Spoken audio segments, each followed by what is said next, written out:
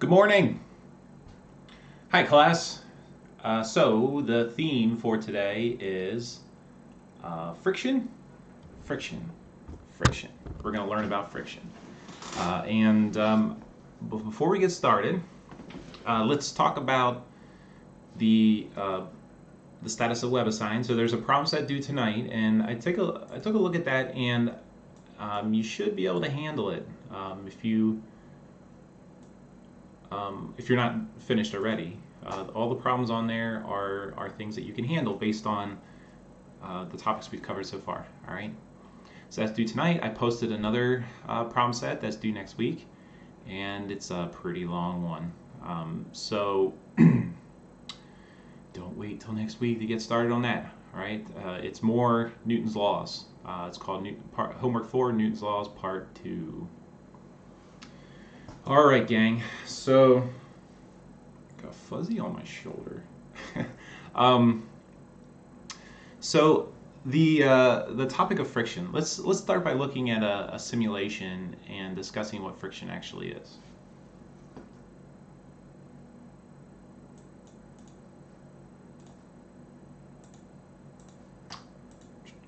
All right. So here's a simulation that comes from the PHYS website, and it's a simulation showing that when you have surfaces in contact, in this case, two textbooks, the surfaces in contact, at that point of contact, the materials touch.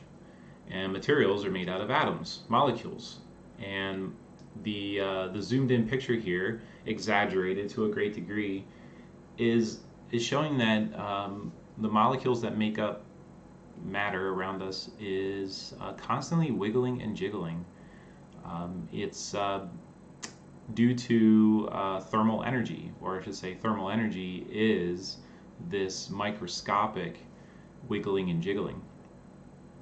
And when two materials in contact rub against one another, you can do this with your hand, if you rub your hands against one another, after a while, what do you feel? Heat. You feel the buildup of heat. So friction is a force that converts energy of motion into thermal energy. And the details of the energy part will be more clear later this semester. But for now, understand that friction is a force, and the force is there because you have surfaces in contact with one another and slide over one another. And microscopically, those surfaces are rough, and I can wiggle these back and forth.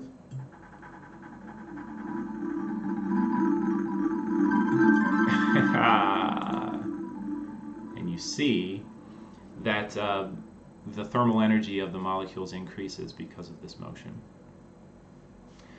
I've worn away the chemistry book.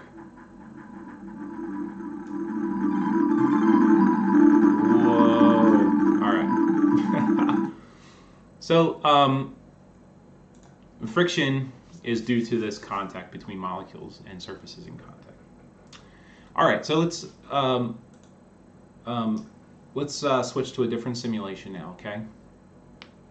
And this simulation is going to show that there's actually two kinds of friction, two types of friction that you could encounter in the physical world. All right, and so this simulation, here it is. There's a guy that can push on a box, and you can control. Let's look at the. So there's vectors on here for the forces. So if this guy pushes on the box, the box doesn't move. And the reason it doesn't move is, let's turn on the sum of forces. Excuse me. The box is, you're pushing on the box, but the box is experiencing friction. So there's two forces on the box. Let's turn up friction. There's this applied force that the dude is pushing to the left in this case, and there's a frictional force which is opposing that applied force. Okay, so the friction is happening down here at the point of contact between the box and the rough ground. Let's move him over here. How do I move them over there? There we go. So now I'll push the other way. So I want you to pay attention to something. All right, so the lengths of the arrows here are communicating something about the strength of these forces. So you have this applied force and this frictional force that's opposing the applied force. So what I want you to pay attention to is, as I increase the magnitude of the applied force, how hard this simulated man is pushing on this crate. Watch what happens to the strength of the frictional force.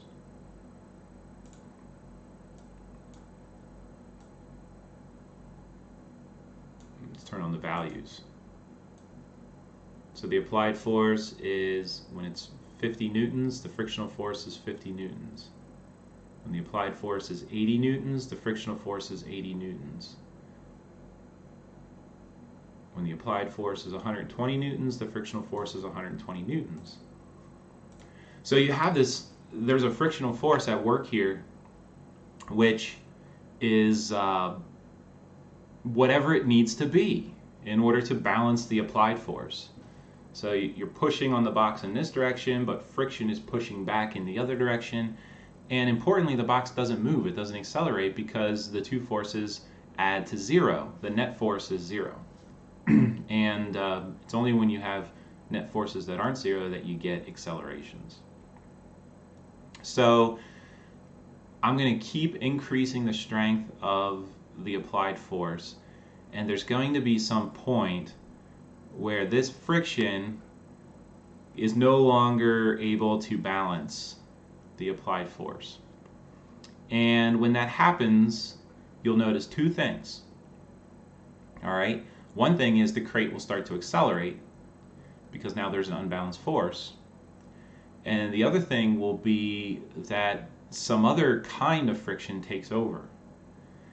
And I want you to pay attention to the length of the arrow representing the strength of this friction. So at that moment when the crate starts moving. All right, here we go. Applied force is perfectly balanced by the frictional force, 150 newtons, 160, 180, 190. Okay, watch the red arrow right there. Let's do that again. Right around 190,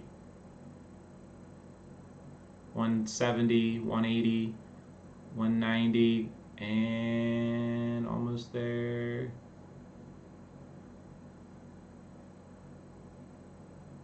And if I increase the applied force, the frictional force doesn't change now.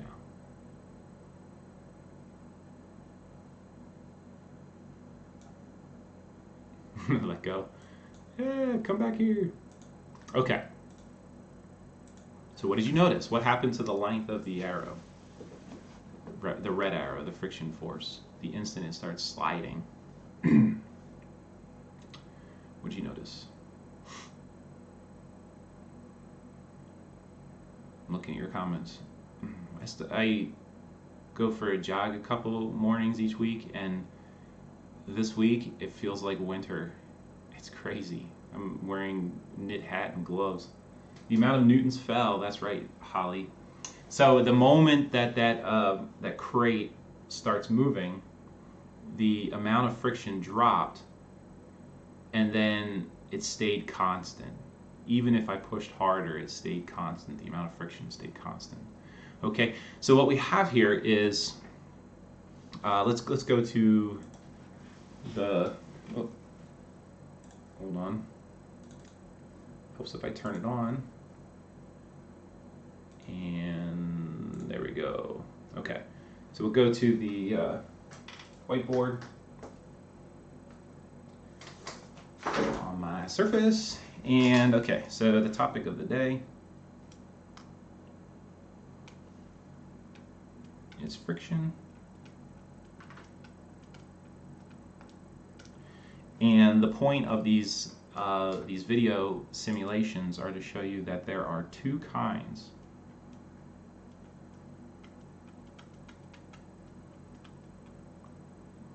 of friction. Let's call the first kind static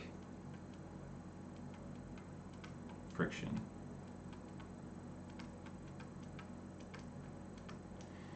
And our observations in the video, or sorry, in the simulation, our observations were that if I were to plot the applied force as a function of the friction force, what the video showed is that they're perfectly balanced, even as the applied force increases up to a point. Okay, there's a point where the applied force, here, so static friction is red here. There's a point where the applied force is too great, and static friction can no longer compensate, can no longer oppose the force. And what we saw is when that happens, there's another type of friction that takes over, and it's called let's call it kinetic friction.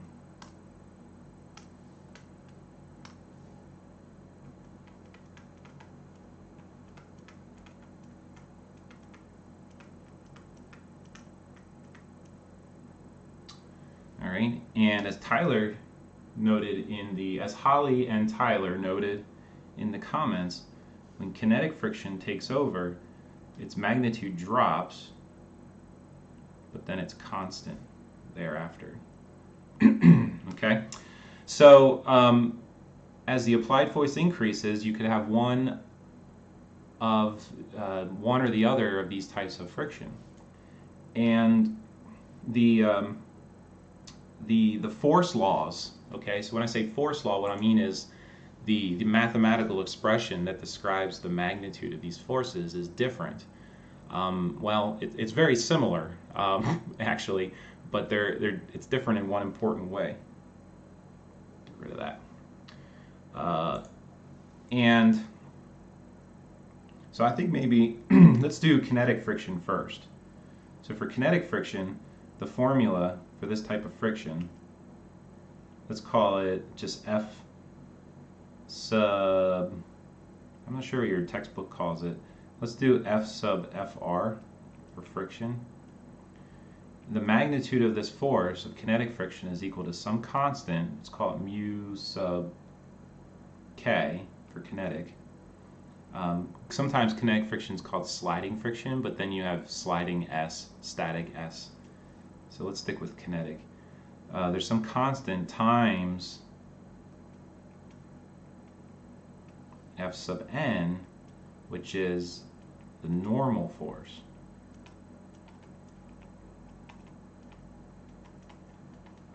Okay. So what I'm telling you here, and I could demonstrate that, you can demonstrate this to yourself, that the amount of friction there is between two sliding surfaces is a function of some parameter, mu, and that's something that is material dependent. Some materials like rubber have really high coefficients of friction, and some materials like ice or glass, smooth glass, have much lower coefficients of friction, it's a property of the material, and in the real world, this coefficient of friction, mu, would have to be experimentally determined. But the other factor is the normal force, and the normal force is this force of contact between two surfaces. And I can, if I have my hands like this, I can increase the normal force by pushing my hands together. Ooh. And now it's much harder to slide them because the amount of friction between my hands is increased. So the normal force is the force of contact between the two objects. Okay, so what about static friction? So if this is a force law, well, let's label this. This is coefficient of kinetic friction.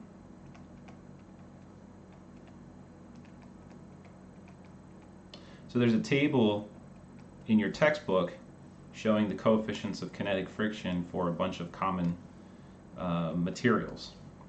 or actually, so it'd have to be like two materials, wood on wood, wood on glass. You can look up the coefficients of kinetic friction. Okay, so what about static friction? Well, it turns out that the force law for static friction is very similar, except there's a different coefficient, mu sub s, the coefficient of static friction.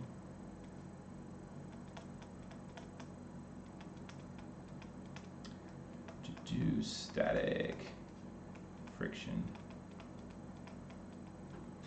And the symbol between, so you think about this, all right. Let's see if you can figure this out. So I didn't put an equal sign there. And the reason I didn't put an equal sign there is because if you have a coefficient of static friction and you multiply by a normal force, that gives you a number.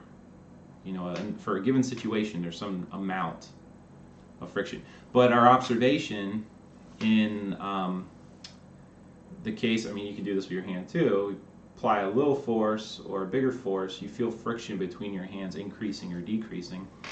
And as I plotted it, the amount of friction, the amount of static friction between two surfaces increases with the applied force up to a maximum point. All right, so this number, this product of mu s, the coefficient of static friction, and the normal force, you think of that as the maximum amount of static friction that can be supplied in a given situation. It's a maximum amount. So in my picture here, this number right here would be the value of friction right there before the thing starts flying. It's the or sliding. It's the maximum amount of friction, static friction. So what symbol should I put between the left hand and the right hand side of this equation? The force of static friction is not equal to that. Well, it's only equal to that at one point. But for applied forces less than that maximum, the amount of friction is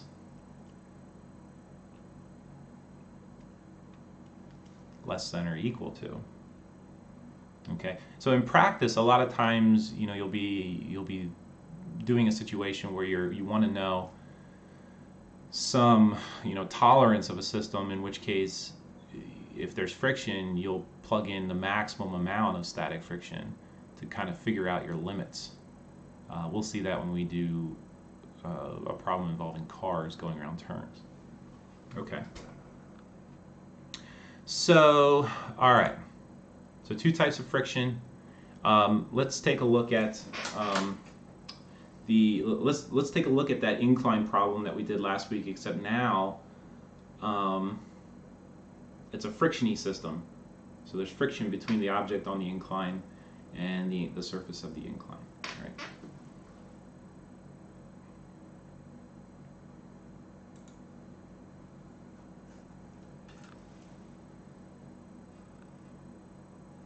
Okay. So we'll call this incline with friction.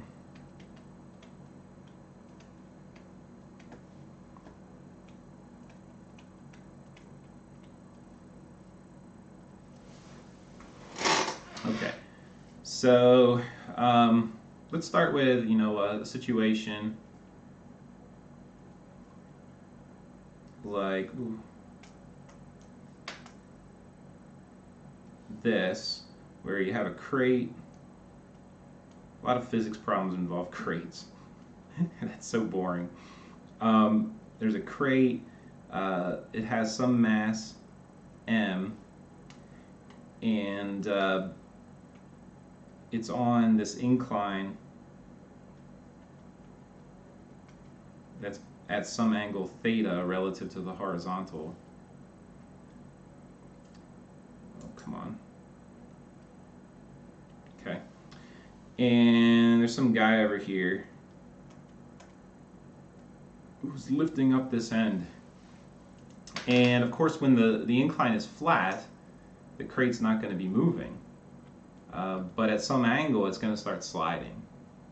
It's going to start sliding down this incline. I need some color. Okay. And so the question here is, let's explore the physics of what's going on here, and let's find, or let's ask this question: does the angle when the crate starts sliding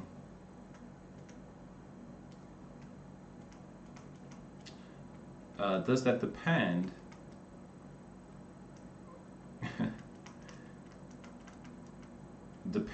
on the mass of the crate?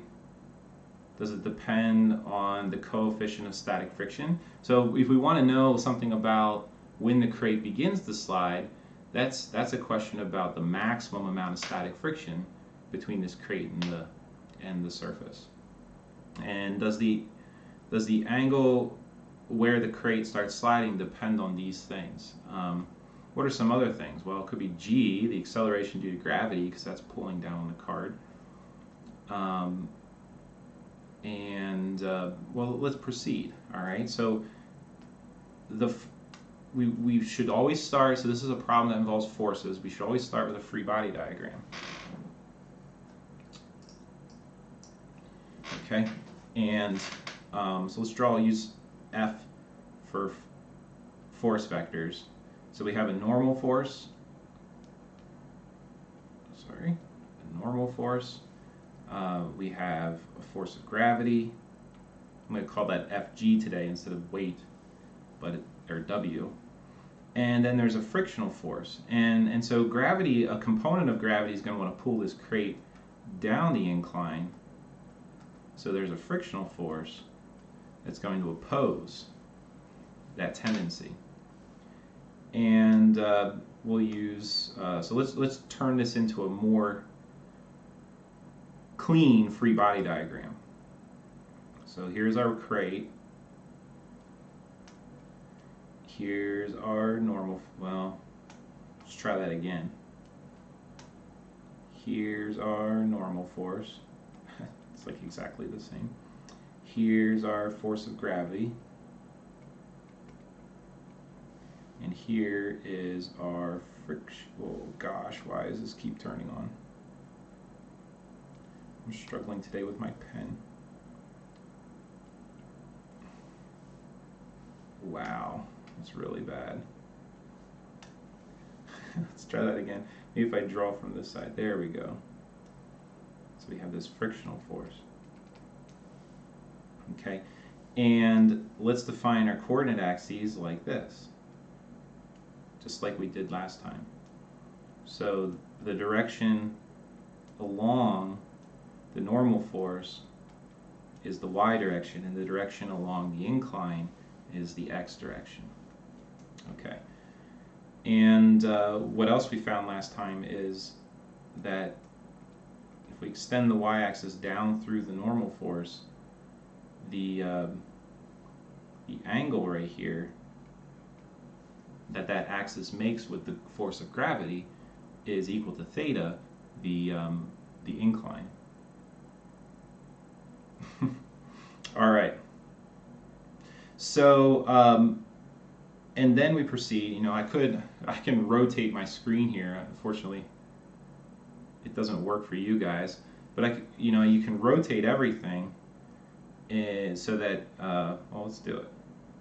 How else could I draw this free body diagram? I could just rotate everything so the thing I called the y-axis is straight up.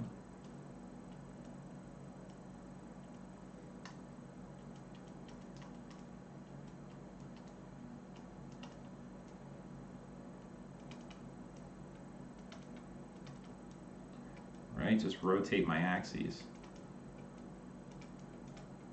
They're the same. I've just rotated everything a little bit that way. All right. Anyway, the way to proceed is we can use Newton's second law to write down a force equation in both dimensions. So let's do that. So smaller, and let's do the x direction first. So if I look at my picture here, the force of gravity has an x component and it has a y component. And using what I know about trigonometry, the x component of gravity is going to be the total force of gravity, which is weight, m times g, times the sine of the angle of incline, okay? And FGY is mg cosine of the angle of incline, okay? So we saw that last time. So in the x direction, in this case, the net force in the x direction is going to equal, there's a positive force, it's pointing in the positive x, it's the x component of gravity, and then there's a negative force pointing in the negative x direction, which is the frictional force.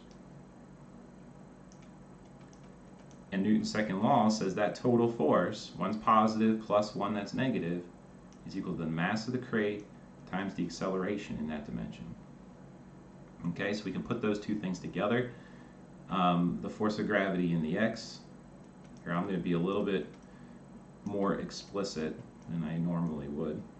Let's write it out. So the net force, the sum of those two forces, Newton's second law says it equals mass times acceleration in that dimension. The x component of gravity is mg sine theta. And the force of friction, this is static friction because we want to know when it starts sliding. So the force of friction, let's go over here. In this case, the force of friction is less than or equal to the coefficient of static friction times the normal force. Well, we're interested where the crate starts sliding. So we're interested in the limits of friction. So we're going to ask what happens when that force of static friction reaches its maximum amount. So the force of friction is mu s times the normal force. And that equals mass times acceleration in the x. Okay? So let me circle this equation. So that's what we get when we consider Newton's second law in the x direction. And come over here. What happens when we consider Newton's second law in the y direction? So in that dimension, the net force in the y direction equals one positive force pointing up, because I said up's positive, or in the positive y, the normal force, minus the y component of gravity.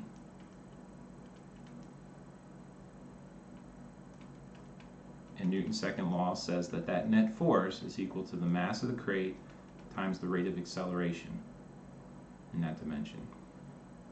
So put these two things together, normal force minus the force of gravity in the y direction equals mass times acceleration in the y direction. And the force of gravity in the y direction is the weight of the crate times cosine of the angle of incline. Okay. So in this problem, let me box that equation up. Okay, so applying Newton's second law to this situation, we get two equations, one for the x direction and one for the y direction. And if we look at this, what's common between the two? The normal force. You see that? The normal force, it's blue, is in both. So that's a tool or a fact that we can use to combine these two equations. So let's solve the equation in the y direction for f sub n. And oh well, this is pretty easy actually because it's sliding down the incline, not perpendicular to it. So just like last time, the acceleration in the y direction, the direction that's perpendicular to the incline, is 0. So that means the normal force is equal to mg cosine theta. And so we'll take that and plug it in over here, and we'll get, let's go down here, we get mg sine theta minus mu s,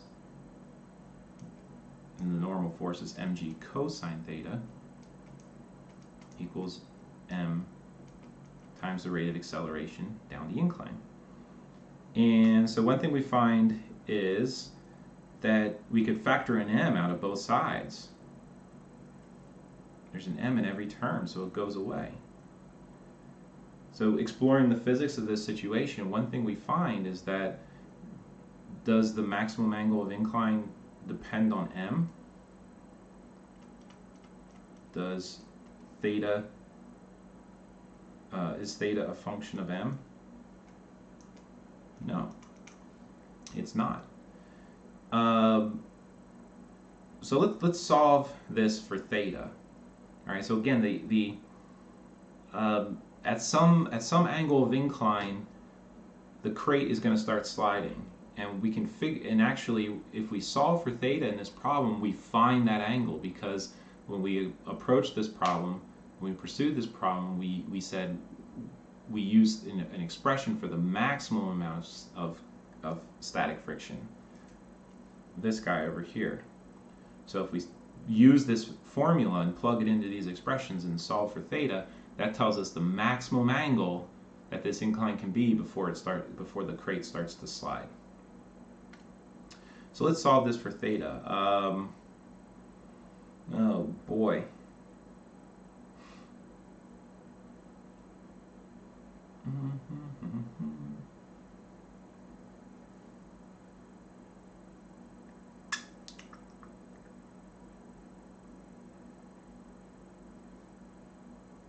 Maybe I will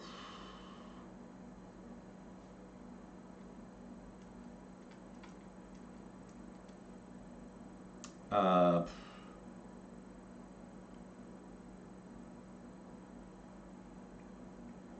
right, I know what I'm going to do. So the thing that I don't know, I had a little brain hiccup there. So I was looking at this and I was like, you have, if I want to solve this for theta, what should I do? And I was like, well, I got two terms with theta, and how could I combine them?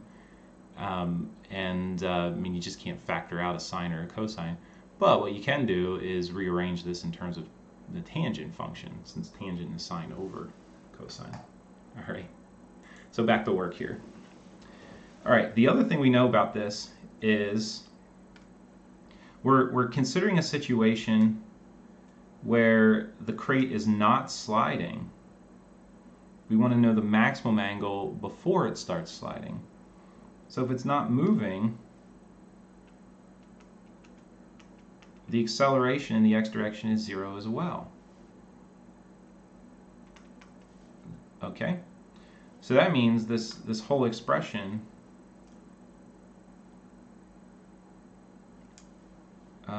g sine theta minus mu s g cosine theta equals 0.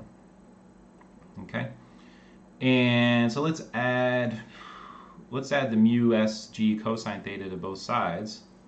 That gives us g sine theta equals mu s g cosine theta. And what do we notice here? There's a g on both sides. So we could divide that out and it goes away. And now we answered another question. Does the maximum angle of incline depend on g? Is it a function of g? No. So the answer we get is not a function of which planet you're on. The maximum angle of incline for a given ramp for sliding before the incline before it starts to slide would be the same on the Earth as it is on the Moon. The answer doesn't depend on which planet you're on. All right. Then let's divide both sides by cosine theta. getting smaller and writing bigger. So we have sine of theta divided by the cosine of theta equals the coefficient of friction. Sine over cosine is tangent of theta. Wow, this is really simplified a lot. And so if I want to solve for theta, I just take the inverse tangent of both sides.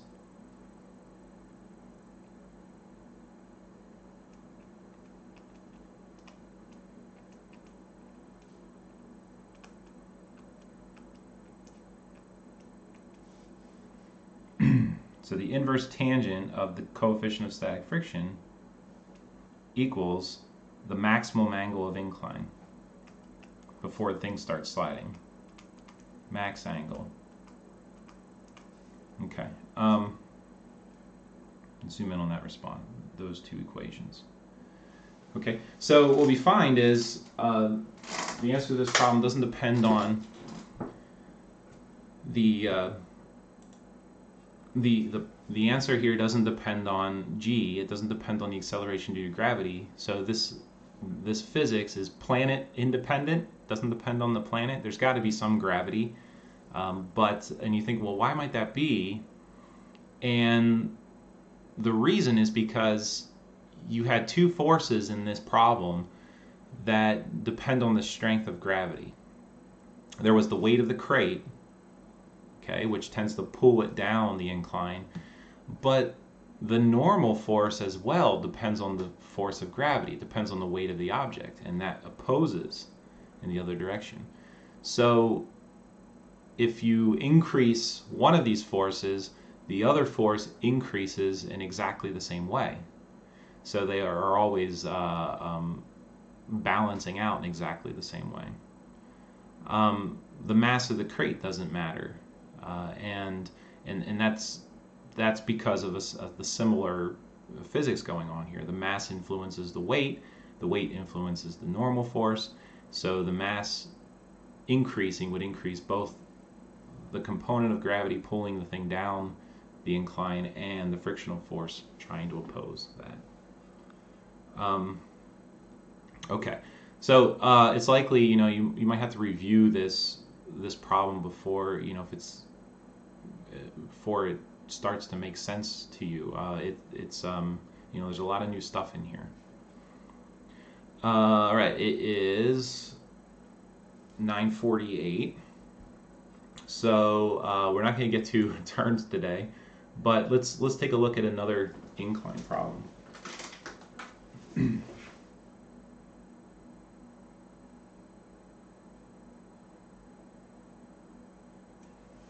Okay, so once the thing starts to slide, now you no longer have static friction. Now you have kinetic friction.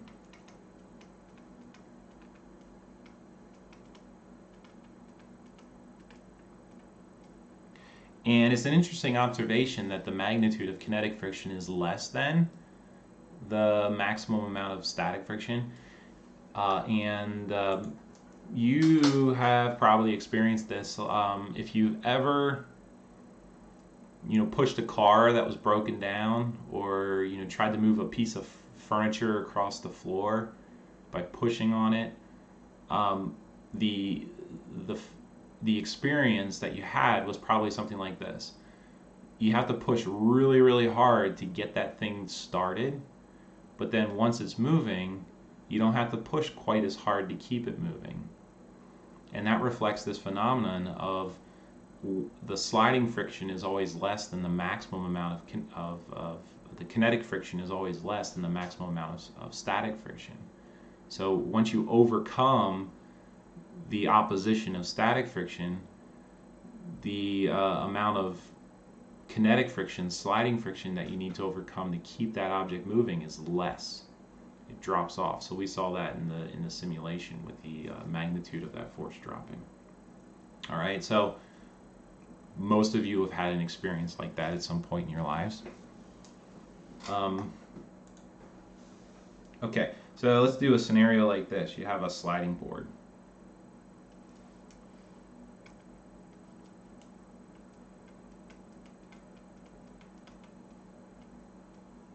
Sliding board. And there's a kid on here. It's gotta be a kid because, you know, adults don't use sliding boards. Whee! Going down the sliding board. And the sliding board has an angle of incline. The kid has a mass. Just like the last picture, there's a normal force that's supporting the kid on the sliding board perpendicular to that to the incline. There's a force of gravity, and there's a frictional force. Alright, so if I draw a free body diagram, there's the kid. At some point you could probably skip this step because, you know, what we have over here is basically a free body diagram. It's just got more detail in it than it needs to have. So I have a dot which represents the kid, and then there's the normal force, there's gravity, there's the frictional force, and I'll have coordinate axes that look like this. Positive x goes down the incline, positive y is perpendicular to the incline, and just like the last problem, that means that angle that gravity makes with the y-axis, the thing I called the y-axis, is the angle of incline. So gravity has an x component, which is equal to the force of gravity, the weight, times the sine. Try that again. Force of gravity in the x direction equals the weight. Why don't we just do this? Skip a step. Weight is mass times g. So that's mg sine theta. And the force of gravity in the y direction equals mg cosine theta. Alright, and so now I can write out, let's write out Newton's second law for the y dimension.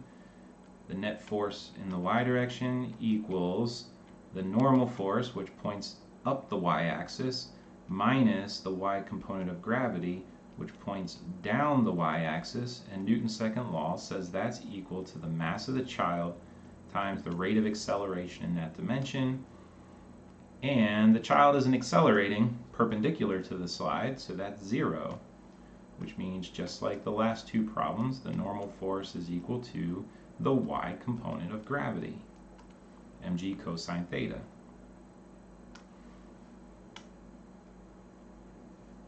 In the x direction, you have the net force in that direction is equal to a positive force, which is the x component of the child's weight, gravity, mg sine theta, minus the frictional force, which in this case is kinetic friction, equal to a coefficient of kinetic friction times the normal force.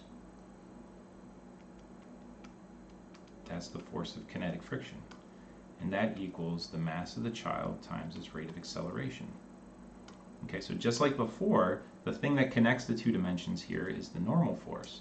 So I can plug that in down here and get an equation that looks like this. Mg sine theta minus uk mg cosine theta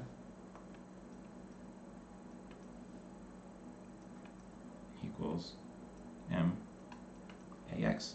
And just like before, every one of these terms has an m in it, which cancels. And on the right hand side, I could factor out a g.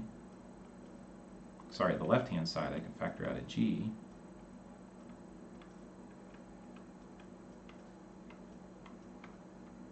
So I get this equation that looks like this. And so we think about the physics of this a little bit. All right, so one thing we see is that in the case of sliding, all right, so we're going to look at this equation and see what factors of physics influence the motion here. One thing we see is that the acceleration of the child down the slide doesn't depend on the child's mass. Doesn't depend on the child's mass at all. So, this means the sliding board works the same regardless of who's using it. In the real world, well, let's look at the other parameters here. So there's a acceleration due to gravity. So when the child is sliding, the rate of acceleration depends on the acceleration due to gravity. So unlike the previous example, a child on the sliding board on Earth, all things equal, would accelerate faster than that same child on the moon or on Mars, where g is less. The acceleration depends on the angle of incline. Theta's in there.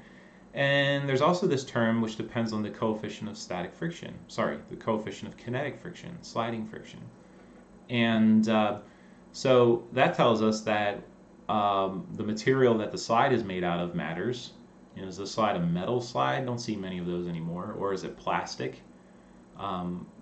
Which of those materials would probably have a higher coefficient of static friction? It also depends on what the kid is wearing. Is the kid wearing jeans? Is the kid wearing like sweatpants? Is the kid wearing nylon shorts? Is that kid's skin exposed and getting stuck on the slide as he or she tries to slide? All those things will influence mu, the coefficient of static friction. Okay, so we covered a lot today. Let me go back to Chrome. Let's finish up here by going to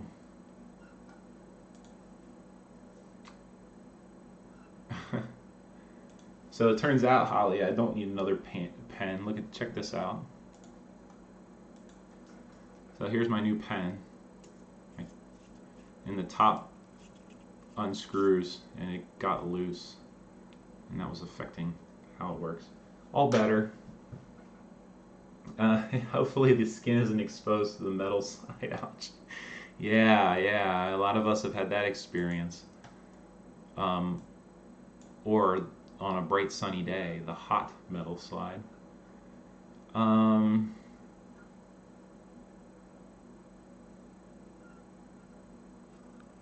So there's a shoot problem here. You should be able to do this problem now.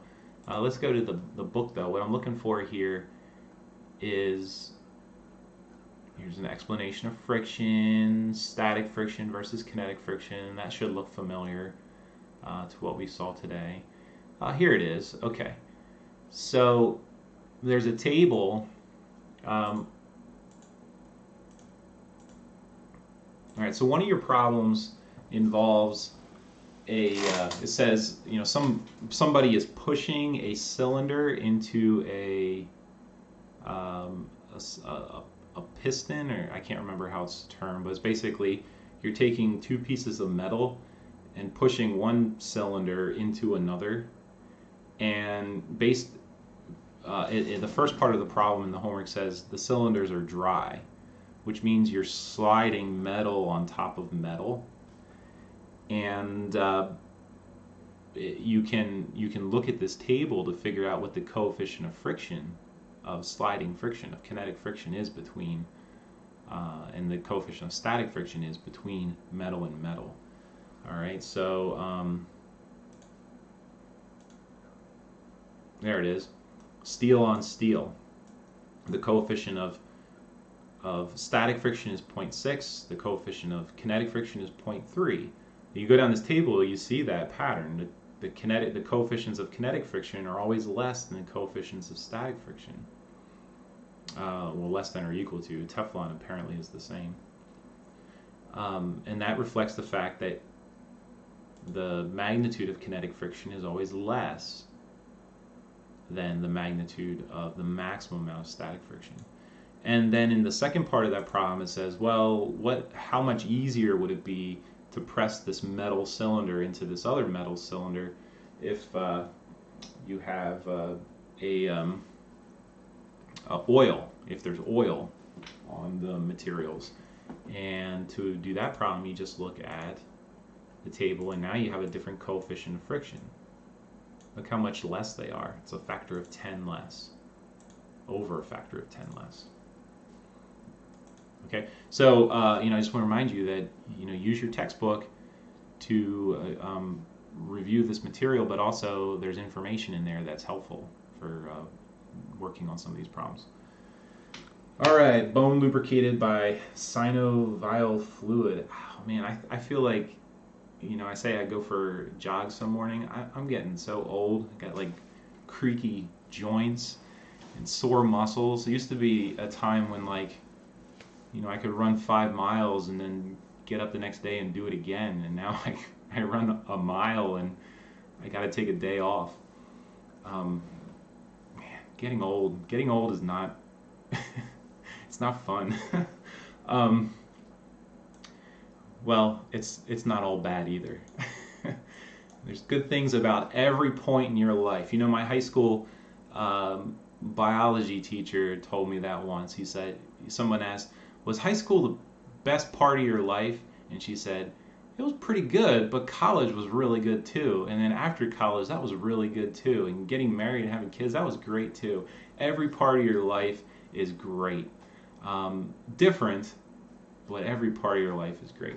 All right, I digress. I will see you guys on Friday. Okay, sign up. I'll be in there in Bird 110, and I'm looking to do another web tutorial video as well. So I'll post that sometime this week. All right, take care. Talk to you later.